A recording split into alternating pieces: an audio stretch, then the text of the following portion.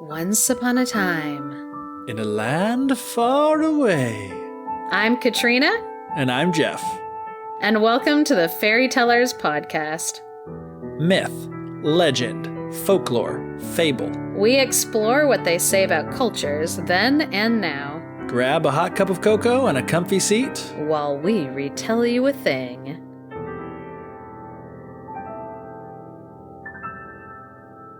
Guess what? We're getting closer to the Beauty and the Beast episode. Yay! But we're not doing Beauty and the Beast. Yeah, it's like, but not yet. Don't get too excited. Just closer. The longer that we drag this out, I feel like the more pressure I'm putting, like, on that episode. It better not suck. Yeah, that it's like, if it's super lame and I have nothing to add to, like, the dialogue about the story, I'm just like, oh, and here's the version. I just tell the, like, Disney version. Everyone's going to be so let down. So I'm putting a bunch of pressure on the story by being like, no. We have to build up to it with 12 episodes before it. And I keep being like, it's going to be worth it. It's all relevant. And it's we're just like, never going to be able to talk about it. We're just never going to be able to do a Beauty and the Beast episode. The pressure will be too great. It'll be like our Winds of Winter. Or whatever that next, Game of Thrones book that's been supposed to have been written for the past, 10 years, but hasn't been. Do you want to know what's crazy about you mentioning George R.R. Martin at the same time that you're mentioning Beauty and the Beast? What? Is he was the writer of the 80s television show Beauty and the Beast. Yeah, with Ron Perlman as the Beast. Yeah. Yeah, he was, I forgot about that. Yeah, he was a writer on that show. So, just now, when you said that, I was like, is he referencing, the Game of Thrones? That's awesome. That's what I heard. Oh, what was it? Somebody had written on the internet somewhere that they were like, if George R.R. Martin is not finishing up that book during quarantine right now, I was like, oh my gosh, if it's not, it's never going to happen if it's not happening now. If it's not happening now, it's never going to happen. That's just a fact. But we still have an awesome episode for you, even though it's not Beauty and the Beast yet. But we're getting closer because now we're going to be talking about Bluebeard. And Bluebeard is a maiden killer tail type. And then it's closely associated with the rescue by the sister tail type. So their tail type's 311, and then the rescue by the sister is 311, and then Bluebeard is 312. For anybody who's going to look that up in the index, now I told you.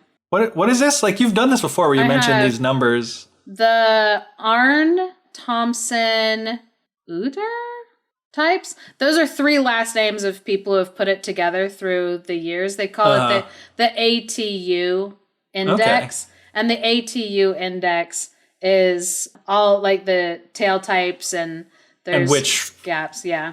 And the numbers which stories correspond. Exactly. And the numbers go up to, I think, somewhere around 2,300. Holy crap. But there's not, so I'm going to make it sound like it's a smaller number, and then I'm going to remind you that it's actually probably a way bigger number. Every number from 0 to 2,330 or whatever, there's not a tail for each one, because they'll be tail type 310, and then jump down to tail type 25 or something like that. There are gaps like that in there, but then within each one of those, some of them have subcategories, and right, then and they have 2,000. Now that's not a number, but they have a ton of stories per category. Exactly. So it's I'm oh yeah, there's 2,000. It's ooh, that's a lot. And I'm well, but it's not, but it is more. So, but anyway, yeah, that's, anytime I mention tail type and then associated number, it makes it easy for you to type in ATU tail types and then the number. And then there are tons of websites, usually put together by different universities, that you can click on the link and it'll open up different versions of that story. So I'm glad that you asked. Yeah. Even if I probably butchered the name. Yeah, they're probably dead by now, so it doesn't matter. I think all of them except the last guy. So the only one whose name you messed up is the one that's alive. I think so. Oh, Classic man. Katrina. Yeah, I'm like, I feel like nobody should be upset when I mispronounce anything because I mispronounce everything. That's true. I'm equal opportunity mispronouncer. We should get that embroidered on a pillow for your office. Except every word's spelled wrong, because that's also something that I have a problem with. So, following up before we get back off of this tangent. I'm sorry. With the tail types, does them being close in number have anything to do with kind of like being related to each other, or not? Is that arbitrary? Yes. To one of those questions. So yes, it is. It does have something to do with them being related. Like, if they're close to each other, they usually have like things in common with each other. That's why like Bluebeard and the Rescue by the Sister tail type, you'll see that even though they're like one number apart, they don't fall into the same category as each other, but they're like cousins. Shared elements and whatever. Yeah, they're really, really close to each other. They just differ in kind of like, we'll see in this one, the main thing that makes them different is like the endings of like how a rescue takes place. So I do want to do some setup for Bluebeard. So this is a story that was written down and recorded by Charles Perrault. We've talked about him a couple times. We've talked about him when we did this. We mentioned him in the Cinderella episode because his version is the one that Disney used to make Cinderella. So we didn't retell that tale. Right. But we brought it up because that's the one that's like what people know. Exactly. Then his Sleeping Beauty that was recorded in his book Stories or Tales from Times Past with Morals. Tales of Mother Goose. Yeah, that was the whole title. Brevity was not his strong suit. No, and there's only 8 stories in that book. I was like, I'm like, dude, the title was longer than... But anyway. And then we talked about his Sleeping Beauty version.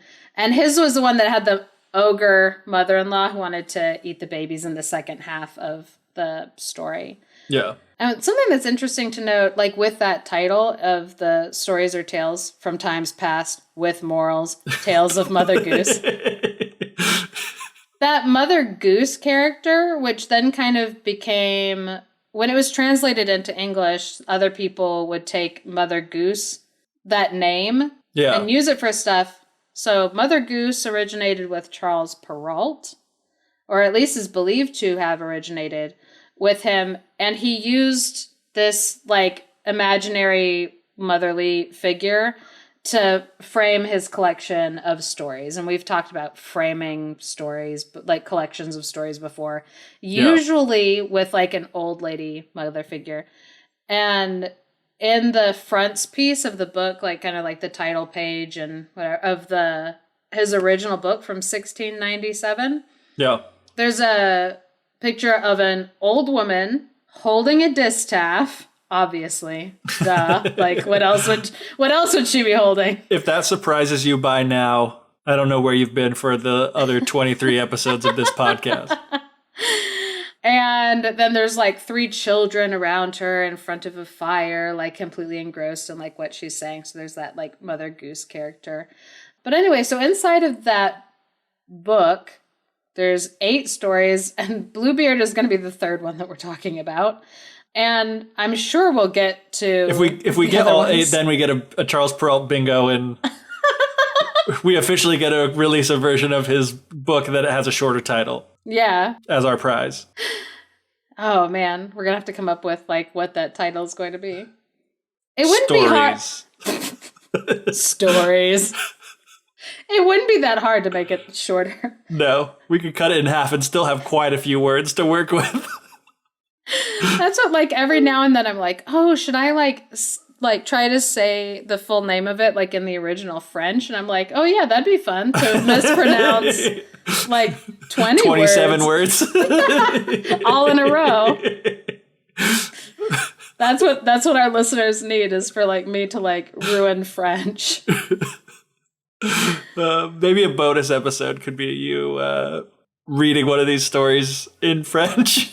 And just my butchered French. That would be awesome. Fun fact about Katrina, I took 6 years of French in I didn't know that. Yeah, I took 6 years of French in middle school and high school. I was going to say, it explains a lot about you, too, that you were in middle school for 6 years, Yeah. but continue. But no, through middle school and high school, I took 6 years of French, and I only got to level 2. But anyway, yeah, I don't speak any French. It's pretty sad, considering like how much time I like spent in a French classroom. Yeah, spent in a French classroom, and no, like absolutely nothing. Back to the good part. So I'm sure that eventually we're probably going to cover all of the stories in Tales of Mother Goose, which is how I'm going to shorten that title. I think that's actually a pretty standard way that people shorten it, just Tales of Mother Goose. I mean, Little Red Riding Hood is in there, so his stories are probably going to come up again. Is why I'm giving you like all this back information that has nothing to do with the Bluebeard story, but it is relevant to know that inside the title he mentions that like each story comes with a moral, because we're going to be talking about the moral at the end of this story. Oh yes, we will. So I would say that Bluebeard is one of the more famous, lesser known tales, because a lot of people that I know have some kind of vague name recognition with it. Like with Puss in Boots, people hear those names and they're like, oh, I think I've heard of this story. But then if you were like, okay, repeat it to me or summarize it, they'd be like, nope. Yeah, that's like exactly me with both of those. Like Bluebeard, I'm like, oh yeah, I've heard of that. It's like a story. I know it's French. It's like a story. And there's a dude with a blue beard in it, I'm guessing, but mostly from the title, you know? Yeah. Obviously, I've prepared to read it, retell it, so now I know, but before this episode, I really didn't have much of an idea. There was actually, one time I posted something on the Instagram about Bluebeard, and somebody messaged and was like, oh my gosh, I thought I was the only person who had heard of this story as a child and was like scarred. Because this story makes it onto the lists a lot whenever you see stuff online that's like Grimm's brothers stories that we can't believe were for children. This one always makes it on there. Even though it's not a Grimm's brothers story? Exactly. But yeah, it's always like included with the like gruesome stories. Yeah, like fairy tales for children. What? And so when Geoff's done retelling this story, we're actually going to be talking about, was this story originally for children? And why was it marketed for children? Because after Geoff tells the story, it's going to become very apparent that this story is not for children. Also, the fact that we probably are going to put a content warning at the beginning of this is like, oh, yep. So without further ado, Jeffrey has a tale for us. Bluebeard by Charles Perrault. This is a production of the Fairy Tellers podcast retellings. So once there was a man who had multiple houses, but not only did he have multiple houses in the country, in town, and all over the place, but they were like super nice, awesome houses. They had silver and gold plates. They had really fancy furniture. His coaches that he would be driven around in were like gilded with gold. So this guy was like super, super rich. He was like the Jeff Bezos of fairy tale France. But this man, though lucky in money, was very unlucky to have been, I was going to say born with a blue beard, but you don't really have a beard when you're born. He had a blue beard, which everyone knows is the worst color for your beard to be. What's also interesting, the tale has a different disgusting feature based on what region is like telling the story. Uh-huh. And they think that the reason Charles Perrault picked a blue beard for this story is because at that time in France, it wasn't fashionable to have a beard. Like if you were an aristocrat, you did not have a beard. It was gross. Right. You had a clean shaven face. And so to have like a beard that was like a weird color. Right. So it's like gross on top of gross. Exactly. It'd be like if somebody was like, oh, this guy had tons of money, but he was always covered in like pit stains and had like a scraggly neck beard that caught food in it. It'd be like, oh, yeah, we all feel grossed out now. Now we all feel uncomfortable. So he had this Bluebeard, which made him, quote, so frightfully ugly that all the women and girls ran away from him, end quote. Which that's pretty dang ugly if they're like literally running from you. Anyway, one of his neighbors, who is a lady of quality, quote unquote, which I just love. I'm going to be doing a lot of quote unquotes because there's, in this translation, some really awesome wording of some things. She had 2 daughters who were just absolutely gorgeous because, of course, it's a fairy tale. It's got to be. So he really, really wanted to marry one of these 2 daughters. And so he's like, you know what, lady, I want to marry one of your daughters, but I don't really care which one because they're both gorgeous and I don't really care about their personalities, apparently. So you pick which one, and whichever one you let me marry, that's the one I'll marry. But both of these daughters were like, I don't want to marry this guy. Like, yeah, he's rich, but he's got a blue beard, which is disgusting.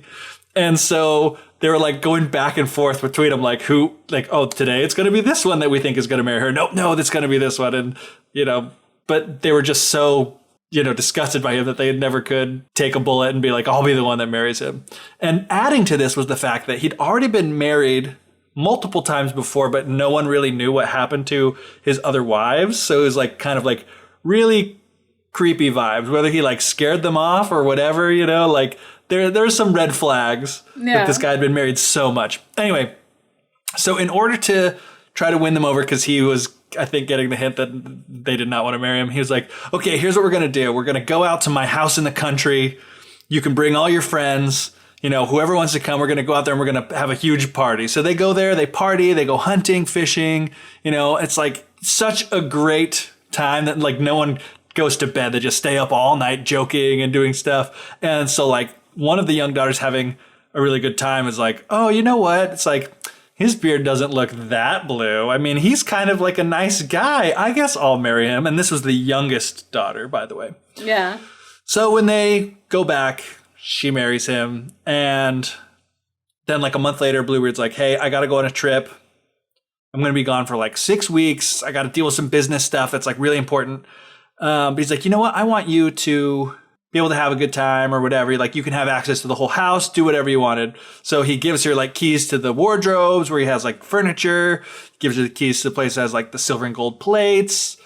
He's like opens up all these strong boxes. Like here's money and jewels and all this stuff. And like, here's a key to all of my apartments and every room. And then here's this key that goes to a closet at the end of the Great Hall on the ground floor. You can go in any of these rooms, use any of the stuff, spend the money, have a good time, but you cannot go into this little closet. It's like, I forbid you to go into this closet. And if you go into this closet, I will be very upset. And so she's like, okay, yes, she promised to do exactly what he had said. And so he gets in his coach and drives off. And all of her friends and neighbors were like so stoked to come to this rich guy's house that they didn't even have to be like sent for. They just like saw that he was leaving and showed up ready to party. They just wanted to hang out and like see all the cool stuff that this guy had. So as they're going through the house, like looking at all the rooms, like looking at all like the gold and the silver plates and all this stuff, like just being amazed. So they're running through this whole house and she's like been married to this guy. So she's seen it all before and her friends are just like going on and on about how great this stuff is. But in the back of her mind, she's got this idea of this closet. She's like, I've seen all this stuff before, but I've never seen what's in that closet.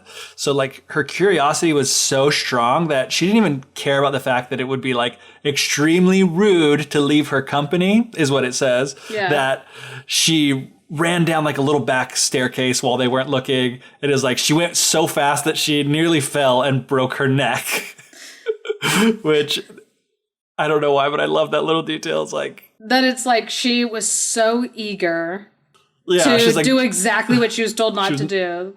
That she just was like running down so fast that she's like falling down the stairs and like almost breaking her neck.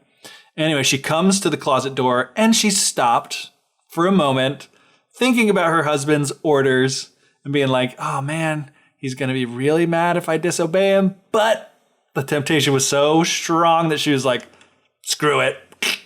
Takes the key, opens the door, and she's like trembling with like excitement and anticipation. She opens it and she can't see anything at first. And this is where the creepy horror music starts. It's a dark room. The curtains are drawn. The windows are shut. And after a few moments, she starts to see the outlines of things. She can see a little better as her eyes adjust to the dark, and she sees that the floor is crusted with coagulated blood, and around the walls are the bodies of dead women who are his wives that he had married and murdered one after another. And in her fear, she dropped the key on the floor. And so she was a little less excited about being in that closet at that moment. So she grabs it, picks it up, slams the door, locks it up, and then runs up the stairs just as fast as she ran down. She was a little less excited. Just a little bit. And when she got upstairs again, she came about her wits a little bit and looked at the key and noticed that the part that had fallen on the floor was covered in blood. So she tried a few times to like wipe it off, but it wouldn't come off. And then she tried to wash it. She like washed it with like soap. She even like rubbed it with like sand and like gritty stuff to try to get there. But the blood was still on the key. And no matter what she did, she couldn't make it go away. And it was kind of like as if by magic, if she like was able to clean one side of the key, the blood would just appear on the other side. So that same evening, Bluebeard comes home, saying that he'd gotten some letters while he was headed out of town that said that whatever business he was going to take care of kind of took care of itself, and it was like worked out in his favor. So he was able to come back, and she was still pretty freaked out about seeing all these dead bodies in a closet of his former wives that had been murdered. But she pretended as best as she could that she was like super happy about him being able to come back early. And so the next morning, he's like, oh, hey, can I have the keys back that I let you use? And she's like, oh, yeah, sure. And she, like, with a trembling hand, hands the keys back. And he's like, hey, where's the key to the closet? You know, the little key? And he's like, oh, yeah, I think I must have just left it upstairs, I guess. And he's like, oh, just bring it back down to me. That's really important. That's the key to my murder room. I'm going to need that back later. Like, yeah. It doesn't say it in this version, but I heard another version that talks about how, you know, she was like walking around for a while pretending like, oh, I don't know where it is. Like she went around pretending to be looking for it. Like, where could this key have gone? I don't know. But, you know, he's kind of like very upset. So she's like, oh man, I have to bring the key back to him. And so she brings him the key and he's like, why is there blood on the key? And she's like, blood drains from her face. And she, very appropriate wording there on accident. The blood drains from her face, not because of anything that has happened to her, but because she's so scared. And she's like, I don't know. And he's like, you do know. I know that you know. You went into my closet, my murder closet, when I specifically asked you not to. When I handed you the key. When I handed you the key, which brings up this whole thing that we'll probably get into later, but it's like, why did they do this? Why do they give them the temptation? In this case, there might be a reason. But anyway, so he's like, you know what you did. You were disobedient. And because you were disobedient, you were probably going to take your place with the ladies that you saw inside of there. And so at this, she like throws herself at his feet and she's begging him and crying. And she's like, I'll never disobey you again. And it says, you know, she was so sincere and so upset that she would have melted a rock, so beautiful and sorrowful was she.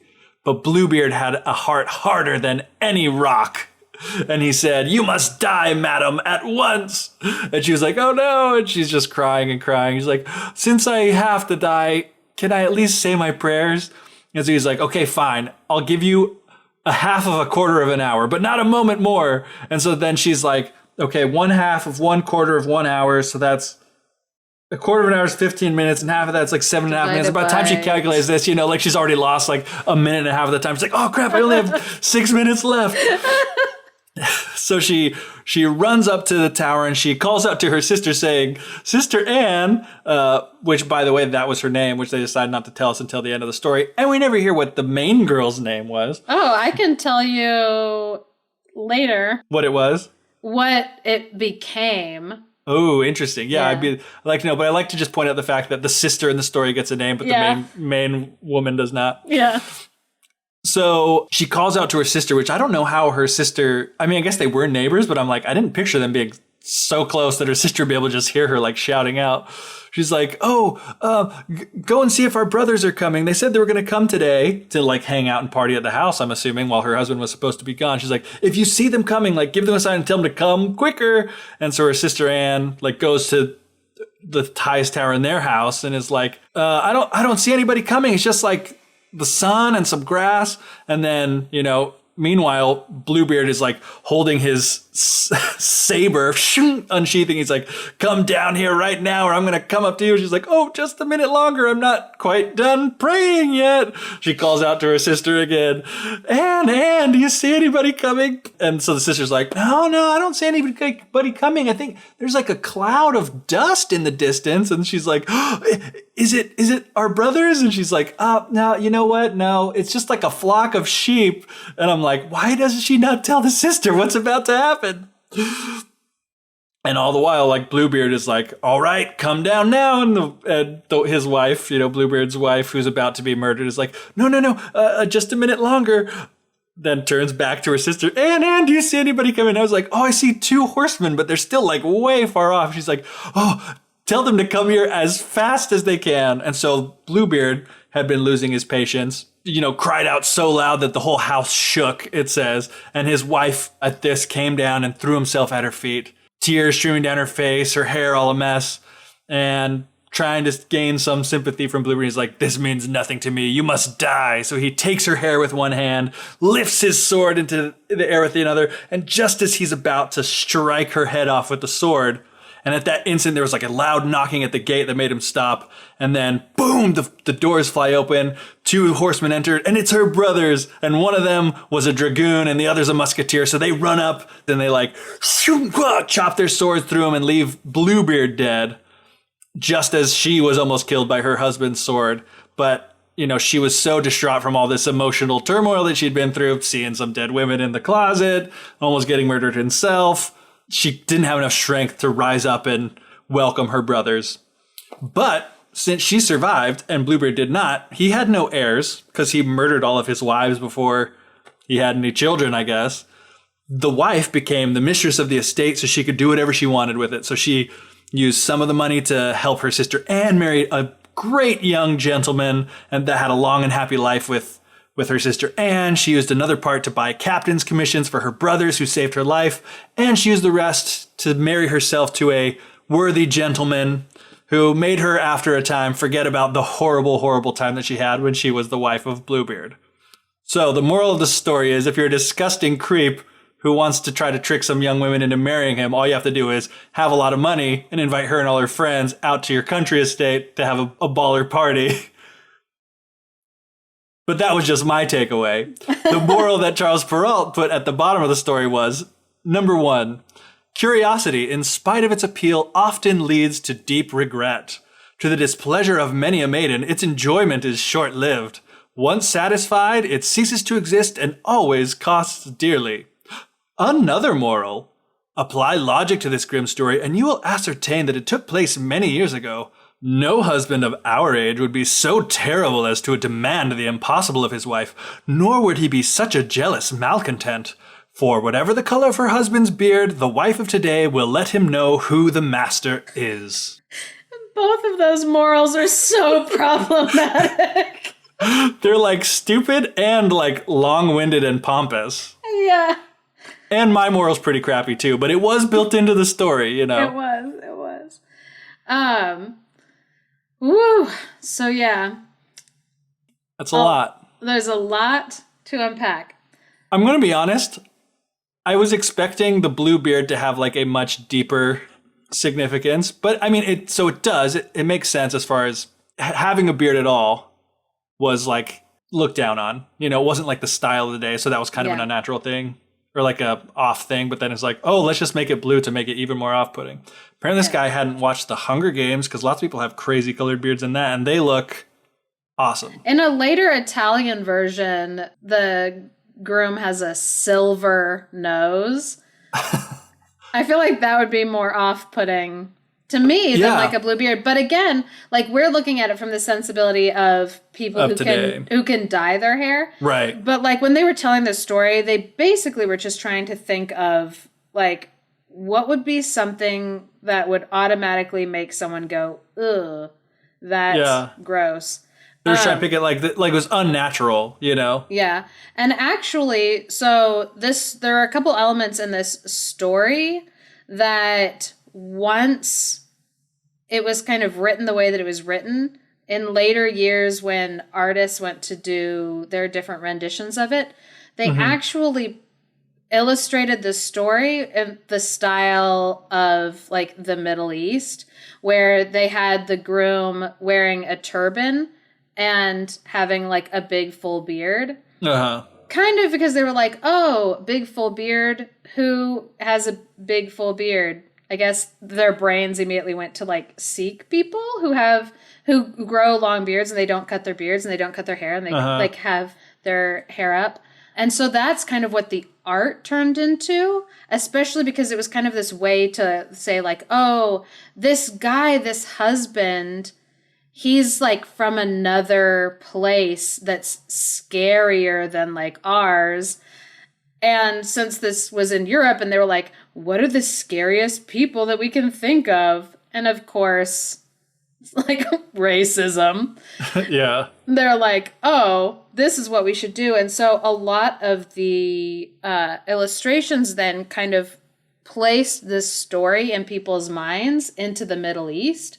Yeah. And so this wife's name in a lot of different versions that came after this that were based off of this, they gave her a name, Fatima. They tried to give her like a name, or Fatima. They tried to give her a name that sounded a little more like it came from the Middle East. They wanted That's really interesting. Yeah, but what's funny is they did continue to leave the other sister's name as Anne. Which is like, what?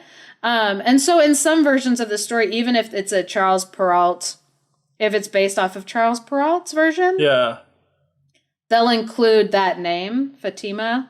Because she doesn't have a name, so it's like, because she doesn't have a name. It. Yeah, and they're like, oh, she's been called this before. Here you go.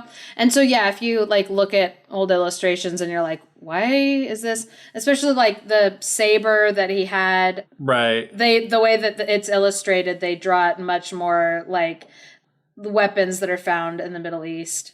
So yeah, there's some little bit of racism thrown in there for you. But it is comforting to know that it didn't come from Charles Perrault. It seems like his whole idea was this was France that this was happening. It doesn't say it in the story. Like, I know in my retelling I said that, but only because I knew it was a French story. Yeah. But it does seem like it's generic enough that I guess you could easily transport it to anything, but it's like it. Yeah, he doesn't place the story in anywhere, like, one place. But yeah, I mean, he is playing towards the sensibility of like the people that he was writing to in France. And so to say, oh, this person had like a blue beard, it was just kind of like an unnatural feature that would kind of label this person as like, there's something off about him. I like the one of the silver nose just because I thought of like, one, it like reflects it. And I know that's from a different version of the story, but it's like, it reflects that they're rich. Like either it's like a fake nose that they're covering his real nose with to try to look something. And it's like, but the fact that it's made of silver is like also showing off the riches, but it's also something that it does seem like it's showing that person's character. Like the fact that, okay, even if they had like a bad nose or like an accident or whatever, the fact that he would be covering it up and choosing to cover it with a silver nose rather than like a wooden nose or whatever else was the case. Like it's kind of like indicative of their character. Plus it's a very memorable kind of like striking feature in the similar way that a blue beard would. If I saw a guy with a blue beard walking one way and a guy with a silver nose walking the other way, I would, my head would go both ways to look at both of them. I wouldn't pick one over the other. They'd be equally fascinating to me.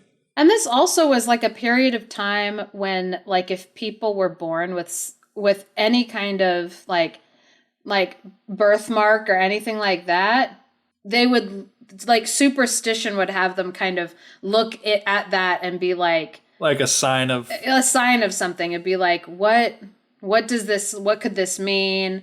And so people would look at other people's outward features for like a mark of a witch, or like, oh, are you favored by the divine, or have you been like cursed by evil spirits, like something. And so if people saw something that was so obvious, like a blue beard, they would think, look into it and think more of it than, that guy's blue, his beard is blue. Yeah, and be like, oh wait, why is that? Again, I almost was like, was he born with that? It's like this. Can you imagine his mother? Maybe it's Maybelline. His mother giving birth to a baby that has a full blue beard. Yeah, man. Your wife just had a dream about. My wife just had a dream about like a baby, that we had a baby and it had like a full beard, and she was like, it was the weirdest thing. And on top of that, just today. So my wife had this dream like 2 or 3 days ago. Today we're watching a YouTube video about someone talking about Wish.com. And on Wish.com they had an ad for like a cream that you put on your face that will help you grow a beard if you can't grow one. And one of the things it says is, do not give to children. And they have a picture of a baby with a beard photoshopped onto it. And it was like, how did that happen twice in 1 week? An image I've never even thought of in my whole life. Suddenly twice in 1 week has 2 bearded babies appearing in my life. Yeah. And we're recording a Bluebeard podcast. Beards. It's a sign. I need to shave mine, apparently, because they're horrifying. But, okay, so you brought up the time period. What is... I don't actually know when Charles Perrault lived and when these stories were going on. Yeah, so being recorded. Yeah, so he... The Tales of Mother Goose were published in 1697. Oh, wow. So that's even earlier than I thought. Yeah. And these stories and stories like this were circulating for a while in the area, which has had some people in the past kind of ask the question of like, is this story based on like a real murderous husband? And so they've like looked through like, crimes and newspapers of centuries past and like this time period. And some people every now and then be like, oh, there was this person. And so there are a couple like people any person in history that had murdered their wife in like France, they're like, oh, is this the real Bluebeard? Well, because I think like there was like, because there are people who murdered children or murdered a couple like women.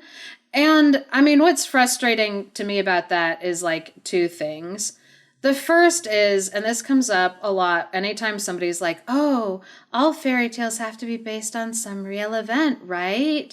And I'm like, no, why would it have to be? Why do people think that our ancestors didn't have the ability to use their imaginations? Yeah. Oh my gosh. Is Lord of the Rings based on real events? Is Star Wars based on real events? Like, maybe it comes from something. No. Yes, it has like theme and story elements and like motifs all about like the human experience and like human emotions and interactions. But just because somebody came up with a story and they're like, it's so crazy, it just might be true. Like, no, Star Wars isn't based on a true story. Let it go. It's weird that it like... To people, it adds to the magic to take away from the magic. You know what I mean? Like, it adds to the magic of a fairy tale and, like, the aura around a fairy tale for it to be based on something real. To, like, make it less fantastical makes it more interesting. And people want to believe it. We talked about this with Hansel and Gretel. We did, yeah. Like, there was the guy in, like, the 70s or 80s, or whenever it was, that, like, faked this whole thing about, like, the real Hansel and Gretel. And people fell for it. Even though he wasn't trying to trick people. He was trying to do it as, like, a completely over-the-top, ridiculous satire. But people wanted to believe it so badly. Yeah. No. That they did. It's just so interesting. Well, so what's interesting to me about this is that, people are like, oh, is this story, like, based on a real thing? Like, a real horrific murderer that lived in... And I'm like... You know what? It might not be based on like one specific person, but guess what? Like domestic violence is something that has pretty much always been happening. And so it's like, are some husbands violent? Are some husbands capable of murder? is domestic violence still happening? Yes. Yeah. Like, and we talked about this before with, some of these other build up to Beauty and the Beast episodes where it's like, that's kind of what the tale types that we talked about before is representing, is like people are afraid because when you're in this time too, you married people often who you didn't know. They were complete strangers and you didn't know if you were going to be marrying a monster. They might not have been like a literal murder every wife they've had, keep them in a creepy kill closet in their basement type of monster, but they could have been very abusive emotionally, physically, whatever as well. And you don't know. So it's like it's going off of the real anxiety that women would have felt and been relatable at the time because they were worried that they'd be marrying someone that they didn't know. And this person could be someone they didn't get along with or was abusive to them or whatever. Yeah. Like women still today, the people that you are most likely to be like beaten, raped, and murdered by are the men in your life. And like, that's a fact. It's probably a fact back then too, that it's especially because groups were smaller and, probably every man that you knew was related to you in some way. Yeah, so it's like somebody in this group. And that's why this is more of like a horror story of like, I mean, we've talked about people have loved sitting around telling ghost stories, telling creepy stories to each other. Like, that's just, humans like that. And it is really fun to tell, like that part to get into the creepy basement. She opens the door. Yeah. It is fun to like make that turn. Yeah, and people still like horror movies. They still like horror stories. Like, it's not gone out of vogue, and like people still like to sit around the fire and tell scary stories. And so originally this story was probably a horror story that people would enjoy telling each other as like adults would tell each other creepy stories.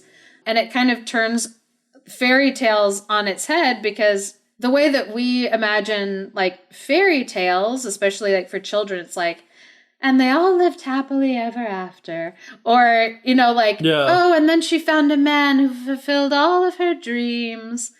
And this takes that, and any good horror story, it takes hold of what people are already afraid of, what your audience is already scared of, and it amplifies it. Yeah. And because it's like, that's the tactic even today. Like, the best horror movies are the ones that take an anxiety that people already have and then amplify it. Yeah. And that's basically like what this is and why this story was like popular to tell. Now what I kind of want to talk about is what Charles Perrault did. What did you do, Charles? Because what Charles Perrault did was he took this story and he gave it to children.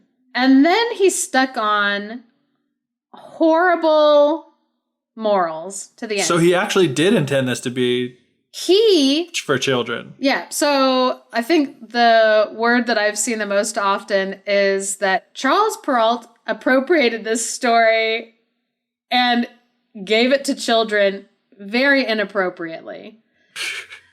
And the reason why he did it was because of this moral that he stated at the end. Because, like, this story is not for children. No. And he stuck it in a book that was specifically for children. Because we've talked about how, like, the Brothers Grimm, their book that they wrote, it was, like, a collection of household tales that were for adults and children. Yeah. But it was supposed to be just a collection of tales that were told like around the household. But Charles Perrault picked 8 stories and was like, these are for children. This is what kids today need to know. Yes. And what he foisted on them was his own moral to the story, which was... Not just one, but 2. Not just one, but 2. So let's talk about the second one first, just because we've just talked about how... Like, if you're a woman, your husband or your boyfriend is the person most likely to be physically abusive to you. Yeah. Even today. That's always been true. So his second moral is something along the lines of, different translations. Take the time to stop and think, and to ponder this grim little story. You surely know that this tale took place many years ago. No longer are husbands so terrible, demanding the impossible, acting unhappy and jealous. They toe the line with their wives, and no matter what color their beards, it's not hard to tell who's in charge. No, Charles Perrault. Okay, first of all, no, there are still horrible husbands in the world. Yeah. When he told this story, and the whole thing that just rankles me of the kind of like, we know who's really in charge in a marriage. Nagging wives. It's like the kind of like patronizing and like so untrue, especially in 1697 or whatever it was. It's like, yeah, I'm sure that was the case when like the woman of the household was not even allowed to own land or whatever. Yeah, it was like the woman was property, and then they're like, but we know who's really in charge. And it is always that like kind of tongue-in-cheek like joke that like nagging women control their husbands, and it's so like just that moral that he has there, that he's like, just remember that like this is a story, and like no, like a husband would never do something. Also, I want to look at, just for a tiny second, the word demanding the impossible, acting unhappy and jealous, because there are some people, and I guess it is their prerogative, they associate the key and the key getting dropped like in blood and being stained and marked as a woman cheating on her husband. That they're like, oh, it's a symbol for like a woman cheating on her husband, that like her husband goes away and then she becomes defiled by another man, and I'm like, that's quite the stretch. Yeah, I was like, you're really, really reading into some things if that's what you're getting out of that.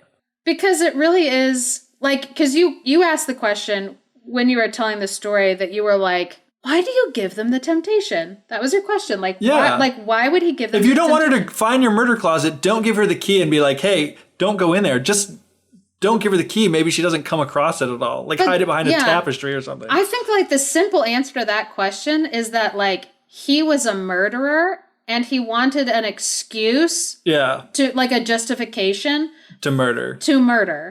Yeah, that's what I would apply to. Like, oh, he was just a crazy guy. He wanted to murder her. That's what he likes to do. Yeah. So he wanted an excuse. He's not just going to murder her for no reason, you know, even though he's inventing the reason, I guess. Exactly.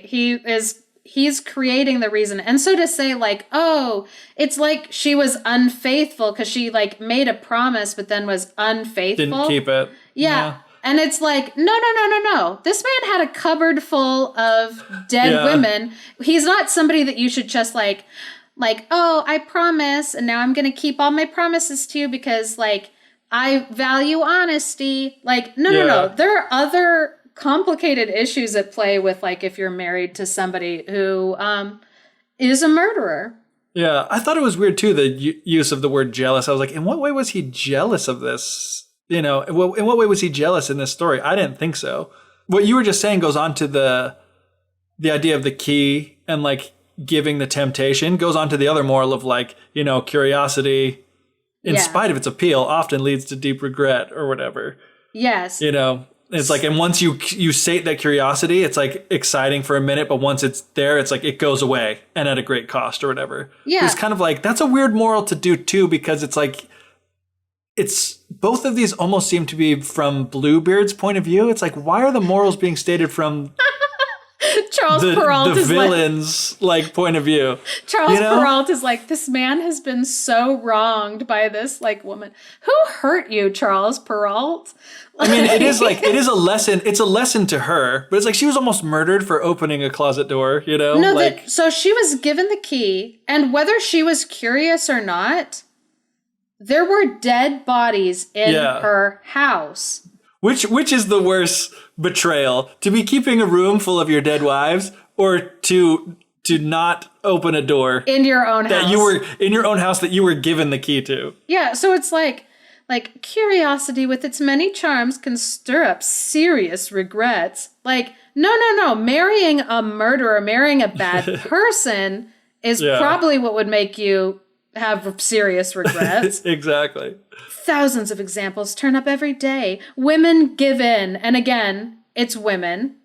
Yeah, he explicitly stated It's too. explicitly, women give in, but it's a fleeting pleasure. Once satisfied, it ceases to be, and always it proves very costly. But what Charles Perrault also, by calling out women for this like curiosity as a moral failing for women, yeah. that has such a deep-rooted history in mythologies. Oh, yeah? Well, because I'm like, think of curious women who did things that they were not supposed to do. Pandora, Oh, yeah. Psyche, Eve. Fair. Then I'm like, there are more of women. There's a lot. I'm not done. Yeah. No, but like those are the first ones that kind of like pop up like in my mind, especially because like we talked about Psyche, that like her husband had been like, don't look at me when I sneak into your bed at night. Don't look at me. It's like, when there's someone sneaking into your bed every night, you're definitely going to want to get an idea of who this person is because they could be dangerous. So then when she like tries to preserve herself by making sure that she's like, who is this guy? Aware Like, of the situation, Yeah. It's like, oh, how dare you not trust like your husband who was keeping secrets from you? And it's so weird too because like I feel like curiosity, especially today, and it's like I don't know what it's like then. It's like in some ways it's such a virtue, you know, like there's that expression curiosity killed the cat, but it's like that's like half the expression where it's like curiosity killed the cat, but satisfaction brought it back. Like when you're curious about something, that's how you learn. Oh, I'm curious to know why Bluebeard's beard was said that it was blue. I don't know why I can't say Bluebeard's beard was blue. Oh, there I did it perfectly when I'm being an idiot. But anyway, like you're asking yourself, why is Bluebeard's beard blue? That leads you to go down and discover, oh, at the time when it was written, the beard was, you know, it's like curiosity is how you learn something. And most of the time you are satisfied and fulfilled and you want to keep learning more because there's things that you're curious about that lead off of that, you know? Yeah.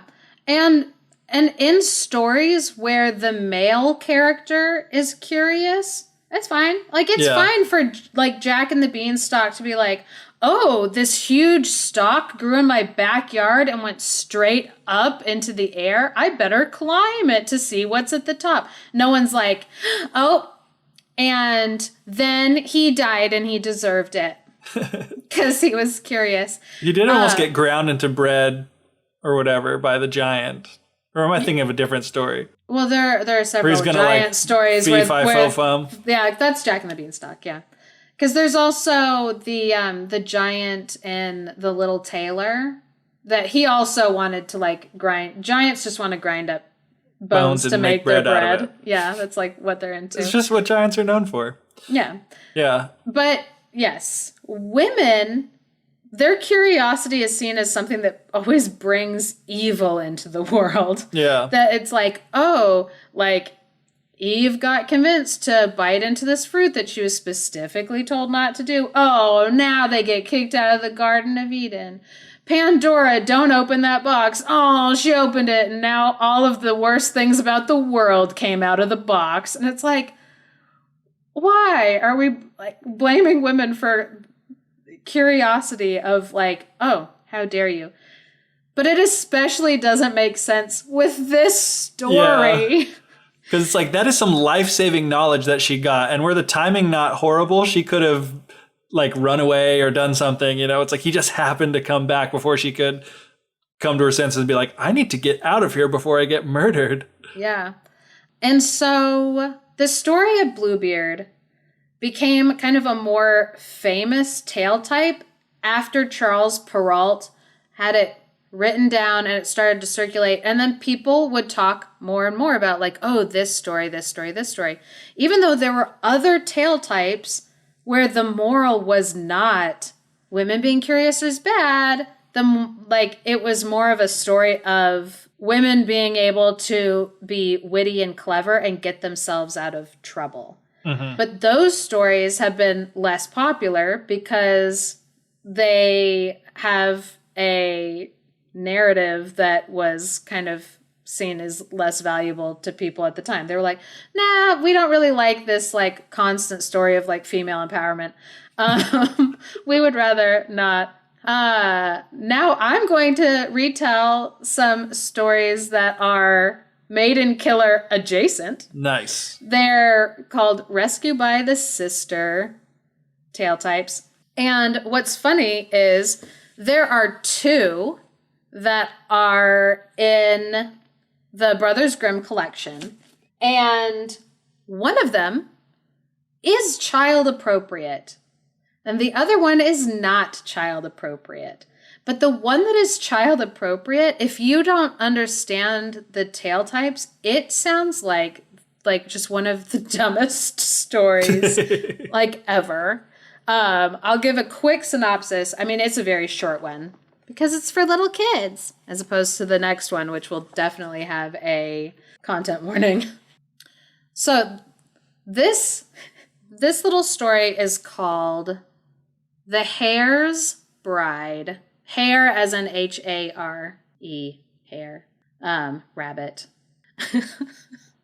And again, this one is the one it's short and it's child appropriate, but try to think to yourself, if you read through this, if you would be able to just like understand it, or if this is one where you'd be like, something is going over my head. I don't understand what this story is doing in here. Yeah. There was once a woman and her daughter who lived in a beautiful garden with lots of cabbage. And a little hare would come into their garden often to try to eat their cabbage. Peter Rabbit. Just kidding. That's Beatrix Potter. Anyway, so the mother would say to her daughter, go into the garden and chase the hare away. And so the little girl went into the garden, but the hare said, come, little maiden, and sit yourself on my little hare's tail and come with me into my little hare hut, which... Something that pops up a lot, which I should mention, is that common magical form of travel in... Through the rabbit hole. Through the Grimm's brothers stories is riding on the tail of a small animal. Ah. So you'll hear stories where somebody will sit on the tail of a fox and be able to be carried. And so it's not totally weird that this... I mean, it is weird that a rabbit is like, if you sit on my tail, I'll take you home with me. But it has precedent. Yeah, it has precedent. It's a thing. Yeah. It's a thing. So anyway, the girl said no, because that's weird. The next day, the hare came back. Her mom was like, go get rid of the rabbit. The little girl goes out to the garden and tries to scare away the hare. And he says... come and sit on my little hare's tail and I'll take you to my rabbit hut. And she says no, and he runs away. Then the third day. See, we got to the third day. It's okay. It won't happen again.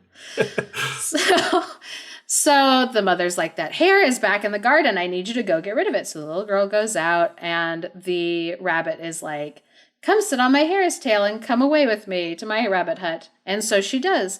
And he carries her back to his home. So when they get to the house, he's like, now I would like you to cook my cabbage for me, and you will be my wife, and I'm going to go invite the wedding guests.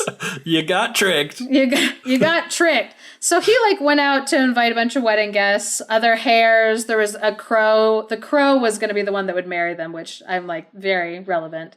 And then he also went to go collect some other friends that were around, to be witnesses of this marriage and stuff. So when he went out, the girl was sad because she was like, oh, that's not what I wanted to have happen. I don't want to do this.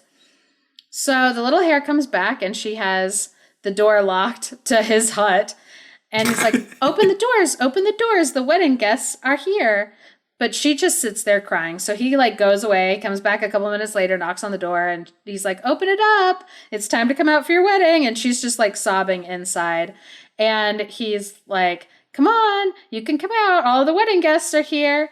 And so what she decides to do is to take a bunch of the straw that was inside of the rabbit's house, and she put her clothes onto it and dressed it up as if it was her, and then she just went home.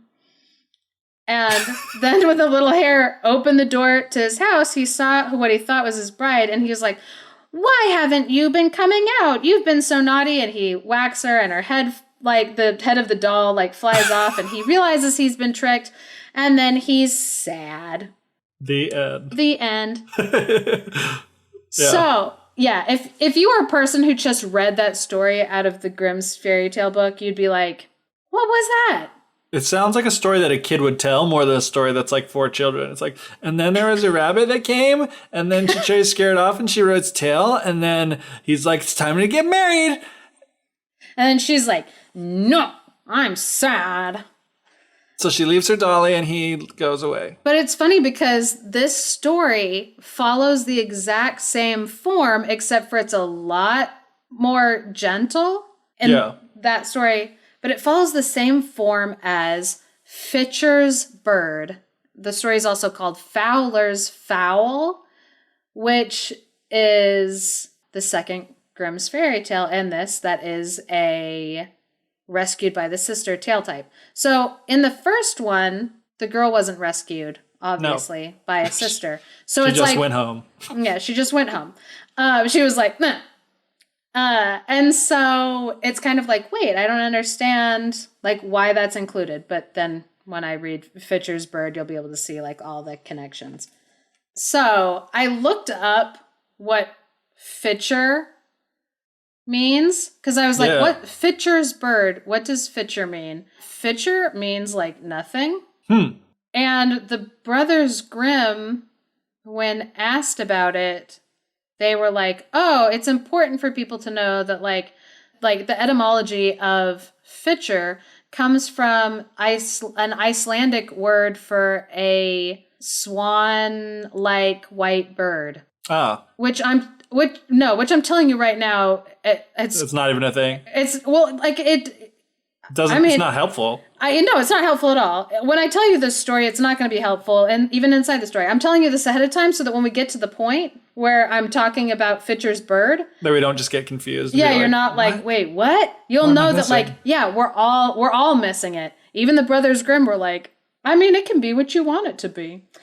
But I think the Brothers Grimm, they were not the authors they weren't coming up with these stories. They were receiving them. Yeah. So it's not necessarily their job to know. They didn't come up with Fitcher's Bird. They weren't like, oh, I'm going to write it this way and it has a meaning for me specifically. Like, no, they were just like, oh, this is what we were told and now that's what we're writing. Anyway, I should probably tell the story. So there was once a magic sorcerer, a wizard, who would take the form of an old man and he would go house to house and beg for food and catch pretty girls. Not ugly ones. So if you didn't get caught, you learned some things about yourself that day. Horse! So no one knew where he would carry them off to, but the girls would never be seen again. One day he appeared before the door of a man who had 3 pretty daughters. And 2 ugly ones. No, I'm just kidding. But he did have sons. They don't mention that at the beginning. But you will see them. They'll pop up. Oh, it's kind of nice for there to be irrelevant man children when it's usually like they don't bother to name the female children unless they're pretty young maidens. Yeah, they're like, oh, the pretty young maidens. And yeah, normally they're like all the boys are important. You have a hunter and a baker and a baker's wife. It's like, oh, because she doesn't have a life of her own. Like, she doesn't have a career path. So, one day he appeared at the door of a man who had 3 pretty daughters. He looked like a poor and weak beggar. And he had a big basket on his back, which was interesting to think about because it reminded me of like the research that I had been doing about like the Krampus festival and stuff, because there's a character who goes around with a big basket on his back and it's a bag of goodies, charitable goodies to like hand out to like children. But that's not what this basket was for. So he would knock on a door, and when the eldest came out to hand him a little piece of bread as an offering, the second that his hand touched hers, she zoop into his basket. Whoa. Yep. And he was off. He hurried away with long strides deep into the dark forest where his house was. So when he pulled her out of the sack, he wasn't a poor old beggar. He was like an ordinary looking man, but his house had tons and tons of fabulous riches and was gorgeous. In some versions of this story, he is not looking for a wife. He's looking for like, they say he goes around looking for like a housekeeper or like a house cleaner. So he's at this point, he's not married to this woman. He has just happened to kidnap her. But he wants to get to know her a little better. So she lives in this like beautiful opulent house with him for a while, like eating fabulous food. And of course, he has to go away for a time. And so he goes to her and he hands her keys. Of course. He hands her a key and then an egg. Because that's normal. One of these things is not like the other. I'm like, is this health class? Because he's... if the egg is broken when I come back, we're going to know you're not responsible enough to have a child, so... He's like, this is the marriage test. Here's a key. Don't open the door that it unlocks. And here's an egg. Keep the egg safe.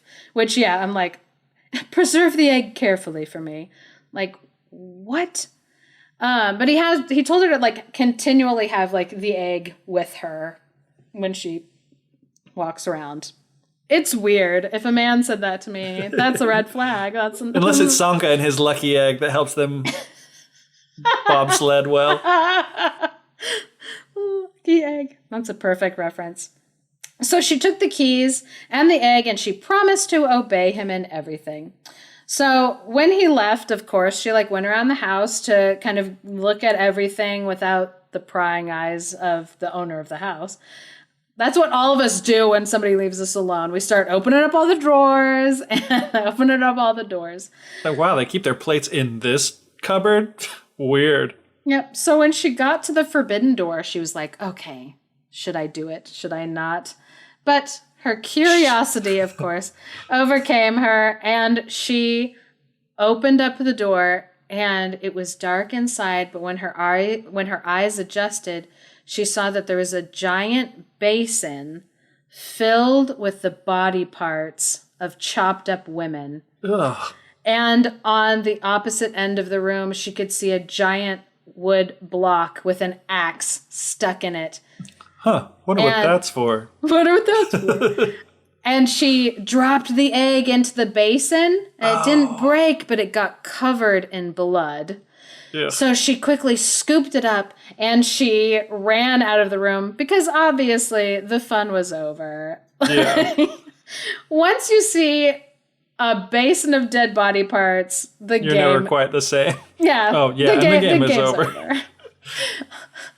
Like, oh, I'm not having fun anymore.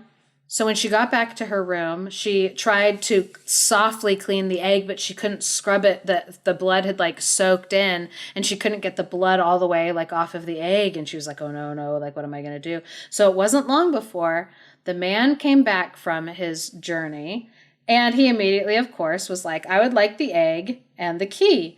She gave them to him, and she was trembling, and when he saw the red spots on the egg, he knew at once that she had been into the Bloody Chamber, which is the name of the first Doulahan album. Yeah! The Doulahans, the Bloody Chamber. And he said, since you have gone into the room against my will, you are going to go back into it against your own. And he grabbed her by the hair and drug her back into the room, and he chopped off her head and cut up her body and chucked her in the bin with the rest of them. Yeah, you didn't see that coming because that didn't happen in Bluebeard. Jeez. You're like, oh no, snap. So, daughter number 1. So he goes back, because remember, I told you the guy had 3 pretty daughters, Geoff. The last guy in Bluebeard, he only had 2 daughters, so we knew Anne was going to be safe. But not this guy. This guy had 3 daughters. So, of course, he goes back, disguised as an old beggar man. When he gets to the door and knocks, daughter opens up the door to hand a piece of bread. The second that she touches, whoop! into his sack, and he does his long, crazy strides deep into the forest back where he came. And again, when she got out and saw how beautiful it was, she's like, oh, I could stay here. Not thinking to herself, like, didn't my sister go missing? I wonder what happened to her. No, she didn't think that. That's not what's happened. Every single thing, and it says this in the story, that it basically is like, everything that had happened to the first sister happened to the second one, which is great, because then it cuts out my need to, like, repeat the whole thing. Everything. Like, oh, no, the egg, I drop it. And he's like, oh, you dropped the egg, come back here. Chops off her head, cuts off her body, chucks it in the bin. So, third daughter. So he dresses up as an old man, goes back to bed. The youngest daughter comes out to give him a piece of bread. Whoop! Into the sack. Long, crazy strides into the forest. I'm just, like, imagining just, like, his legs, like, elasticing out as he's, like, walking. Just, like, that's how I picture it, like, in my head. So, crazy long strides into the forest. He gets out. Third sister thinks to herself, what happened to my other two sisters? Her suspicions were aroused by the fact that women kept disappearing when old beggarmans came around, and considering she had just been kidnapped, she wasn't about to trust this old man. So when he went to leave, he gave her keys and an egg, and he told her, stay out of the room, take good care of the egg, do what you gotta do. So the first thing that she did was she put the egg away with great care. Smart. Which, it doesn't go into, like, whether she tucked it into a safe pocket. If her dress had pockets, good for her. I don't know. We've got, like, bosom pockets. All the ladies know what I'm talking about. So I don't know where she tucked that egg. But she kept it on her person. She must have, because he had told her to keep it on her person. Yeah. Or maybe she was like, it's not really that important if I just, like, put it down and leave it in my room. Yeah, I was like, I'll make a little nice little, pillow sandwich with the egg right in the middle so that it's not going to get smashed while I'm away. Yeah. I'm like, or she tucked it between her bosoms. She dropped it off the roof just to test, and she passed 7th grade science class. Perfect. So anyway, the first thing she did was she made sure that that egg was, like, nowhere nearby. And then she went snooping through the house because she wanted to find her missing sisters. She's like, no. Fool me once, shame on you. So, fool my family 2 times. Shame on us. Fool me 3 times. Shame on me.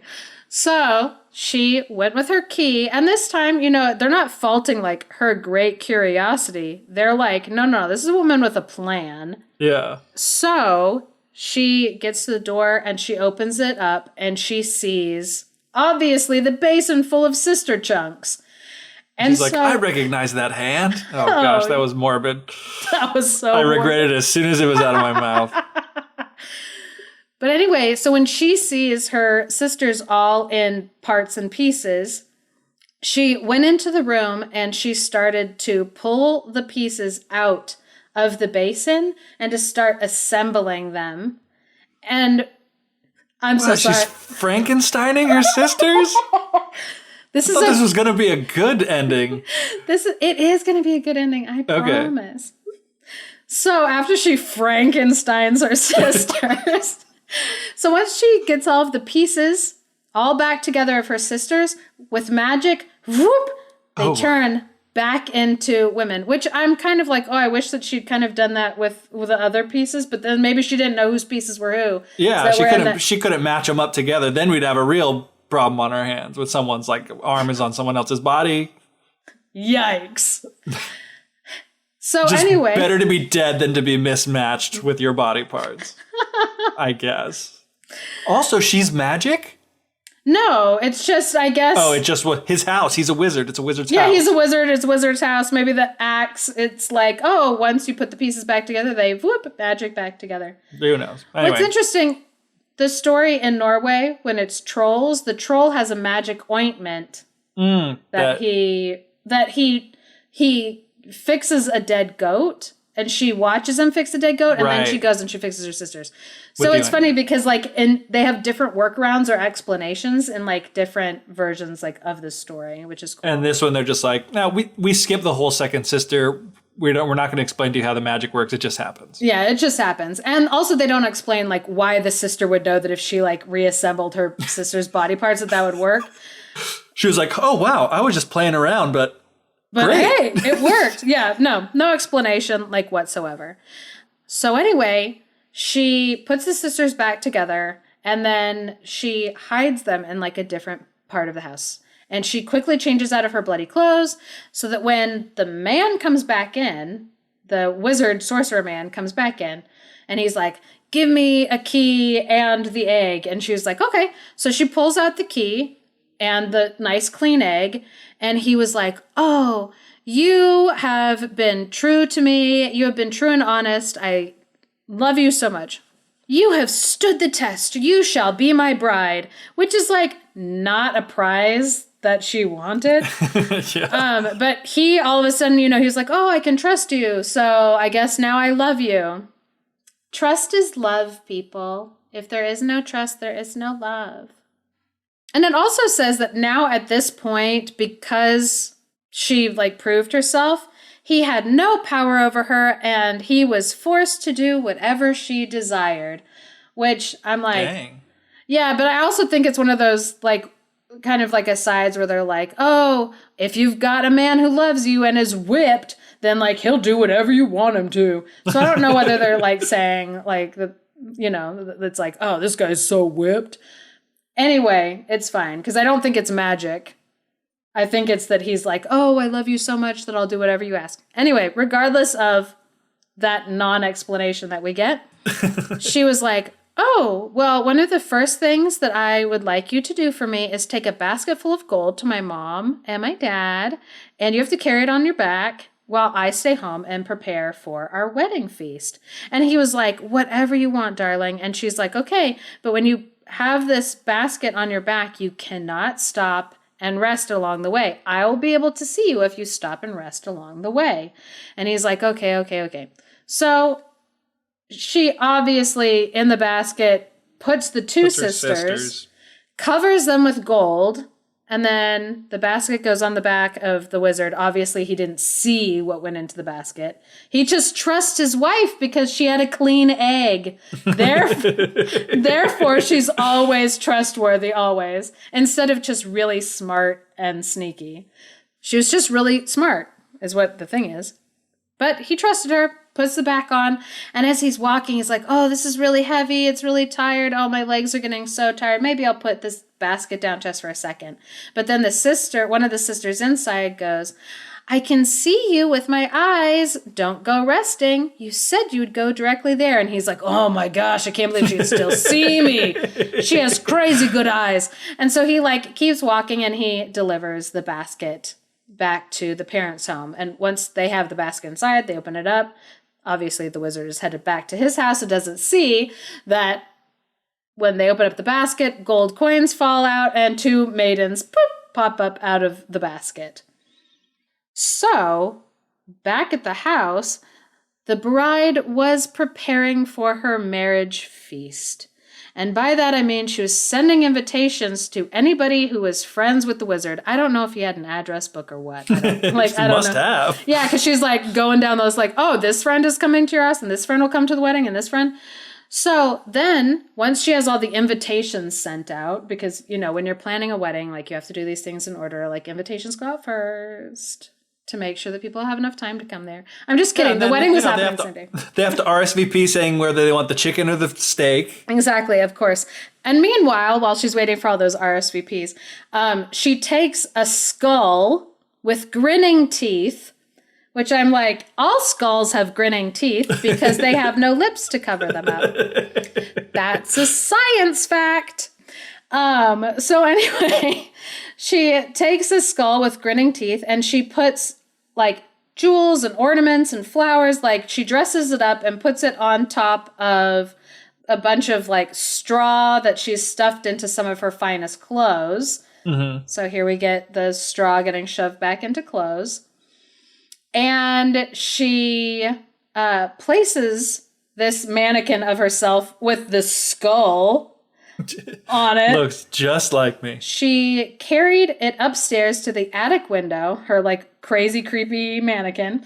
She took it to the attic window and had it looking down over everything. So when that was all set up, she dipped herself into a barrel of honey, cut open a feather bed, and then rolled all in the feathers of the feather bed until she was completely coated, and she looked like a wondrous bird, and nobody could recognize her. So then she just started walking out of the house, and it was as the wedding guests were arriving, because apparently they all got their invitations really, really fast and like were immediately like on board with this wedding thing. So as she was walking out, again, covered in honey and a layer of feathers, the wedding guests are seeing her pass, and they're like, whoa, whoa, whoa, who are you? Of course. And they say to her, Fitcher's bird, what are you doing here? Why are you at this house? And she basically was just like, what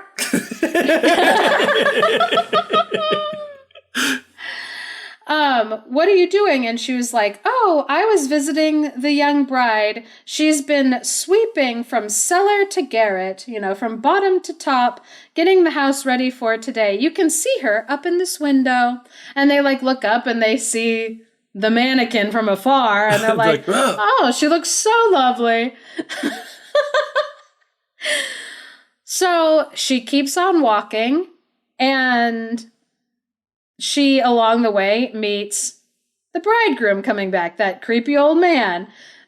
He wasn't, the wizard. Yeah. The wizard is walking back from dropping off her sisters, and he sees her, and he's like, Fitcher's bird, what are you doing here? He's like, I was visiting the young bride. She's been sweeping from cellar to garret all day long. You can see her peeping through that window. And he looks up and he sees her, and he thought how lovely his bride was. So she gets all the way home, dressed, honey and feathers. And when she gets back to her house, she tells those brothers that I told you about. She tells her brothers and her kinsmen what all has been going on. So they hop on horses and they're riding back. Meanwhile, the sorcerer dude, he's going up the stairs to get his bride or tell her to like come down, and she's like not moving. And so he's like, why can't you hear me? And he whacks her head, and her head flies off because it is a skull on top of a mannequin. And he's like, oh no, I've been had. And he realizes that just as the brothers ride up, lock all the doors to the castle, and set it on fire. Oh, nice. And the wizard and all his friends burn to death. Oh, geez. We don't know that his friends deserve to die. That'll teach you to RSVP to a wedding. Oh, man. Yes, and they all lived happily ever after. No. So what somebody did actually, it has been noted that what's interesting about these stories is that instead of a situation where it is like they get married and then all of their dreams come true, it's you get married, it's a hot nightmare, and you're safe going back to your home. Yeah. And they're like, oh, that kind of turns that like kind of marriage narrative like on itself. Yeah, that's interesting. Yeah. But anyway, I love all the different variants of the story. But I like so much that inside of the Brothers Grimm storybook, they have one story where it's like, that's not for children. Like that story I just told you. I don't know if anybody is out there thinking about reading that story of the Fitcher's bird to their children, but they should not. Mostly because of the chopping women up into pieces with axes. I think that's inappropriate, personally myself. But then I love how they have one that it's like, you can imagine like the one with the hair as like, oh, this is an inappropriate groom for a girl. It's an animal. It's a little bunny rabbit, an animal groom. So inappropriate. And then the whole like escaping by dressing up the dressing up the straw, into a mannequin and like leaving. Yeah, there's so many fun variants. I mentioned while I was like telling that story that there's one in Norway that is, the name of it I think is actually The Old Mother and the Hen, which is very confusing for a title because at the beginning of the story the mom has 3 daughters and a hen, and the hen goes missing. And it's because a troll is using it as a lure to trick people into coming into his cave. Yeah. Gotcha. And so it's funny because it's like Norway, trolls, of course. Yeah. And then there are versions where it's like, oh, the wizard character or the sorcerer character in later years gets turned into the devil, because we've talked about this before. The devil, often he's replacing like ogres, giants, whatever in stories where they're like, oh, we can easily make this into about staying away from the devil. Yeah. So stories like this one, where the story type is called Rescued by the Sister. Uh-huh. And it's fascinating because instead of like in the maiden killer stories, where a woman has to be saved by her brothers from like a monster of a husband, a monster in the sense that they're a horrible person, not necessarily they're a monster in the sense that they're actually a monster. Like a supernatural creature. Yeah, supernatural creature, yeah. I mean, the scariest thing in the world are men. A man with a blue beard. So we can see that in this story, there's not like a bizarre moral tacked onto the end that's like, oh, and all the violence that was perpetrated against the woman was because of her bad choices. Yeah. Because the one who survived was just as curious, and it ended up being the thing that saved her and her sisters. Yeah. And like the thing that kind of gave her the edge was that she had noticed obviously a pattern of like disappearing sisters. And she also was suspicious of the husband. And so the sorcerer. So she was suspicious. Her curiosity was based off of the fact that like she didn't trust this guy for obvious reasons. He'd kidnapped her. Yeah. And he'd probably been the one that had kidnapped, like, her 2 sisters. And so what saved her was her curiosity about what happened to her sisters. Yeah. And the fact that she had wit, which we've talked about before, that wit was seen as a gift of, like, being, like, clever and funny. And the way that she got out of it was clever and funny. Yeah. And she's like, oh, I'm going to trick this guy into like carrying my sister's back, like on his back. And I'm also going to like dress up this very morbid mannequin. Oh my goodness. But yeah, like it was funny. And so what saved her was that she did have curiosity and wit. What unfortunately is also true is that stories like Fitcher's Bird, and also there's another story called The Robber's Bridegroom, which is in here, but it's technically a different tale type. I say in here as in the Brothers Grimm's stories, where women are the ones that are engineering their own safe return. They're the ones who are like figuring out how to not only save themselves, but save their other women. So these stories are like women being able to protect other women from bad men by working together. Mm-hmm. But those stories became less popular than Bluebeard. Yeah. That Bluebeard tale type and like kind of that encouragement of that message that like women shouldn't be curious. Women are the problem in that story, that like, oh, that woman was going to get in trouble. And I guess in Bluebeard and her sister was completely useless in that story too. Oh yeah. Like, all she was doing was, like, looking out the window being like, oh, yeah, there's some guys coming. Oh, yeah, the guys are almost here to save us. Oh, yeah, don't worry. Like, there's, like, brothers coming. Yeah. And so what's interesting is that in modern times, women have taken these stories. Margaret Atwood, you might know her name from The Handmaid's Tale. Yeah. You might know her from English Class. Or I guess there's also a Hulu series also. Yeah, I was going to say, I know because of the Hulu series. I'm not going to lie. She has written 2 books using Fitcher's Bird and The Robber Bridegroom as inspiration. Bluebeard's Egg and The Robber Bride, which normally I don't go for. I'm less interested, and a lot of people don't know this about me, I'm less interested in modern adaptations of fairy tales, because what I like to study is what the old fairy tales say about the culture then. You're right. But I really want to read these books now by Margaret Atwood. Do it. But then also Cindy Sherman, who's a famous photographer, she did a series for, I think it was Vanity Fair, also based off of Fitcher's Bird. And so more and more there are women who are kind of reclaiming these stories that are about women saving women and like using them as like inspiration for what they want to like push now in the day that we live. Because it's like, obviously, I can't fix what Charles Perrault did in the past. And it's sad that like that kind of, even though it makes no sense as the moral for that story, that was kind of the message that was being pushed, that like, oh, women are curious and ruin everything.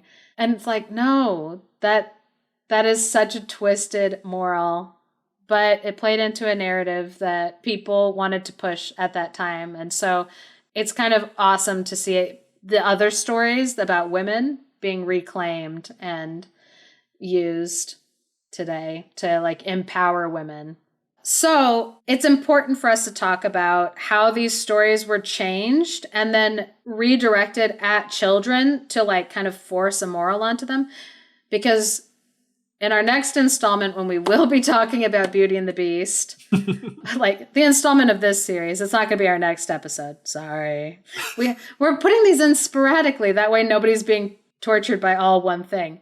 Anyway, when we go to look at Beauty and the Beast soon, we're going to see that the version that's the most famous, it was taken and changed so that it could be aimed at teaching young female children what was expected of them.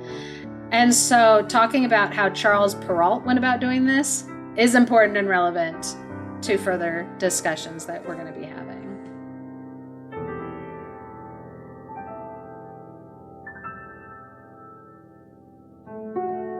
Thank you for listening to The Fairy Tellers. If you are enjoying what we're doing, please support us by leaving us a review or share us with your friends. Special thanks to Andrew Forey for our music and Clarice Inch for our artwork. If you are a dreamer, come in. If you are a dreamer, a wisher, a liar, a hoper, a prayer, a magic bean buyer, if you're a pretender, come sit by my fire, for we have some flax golden tales to spin. Come in, come in. Invitation by Shel Silverstein.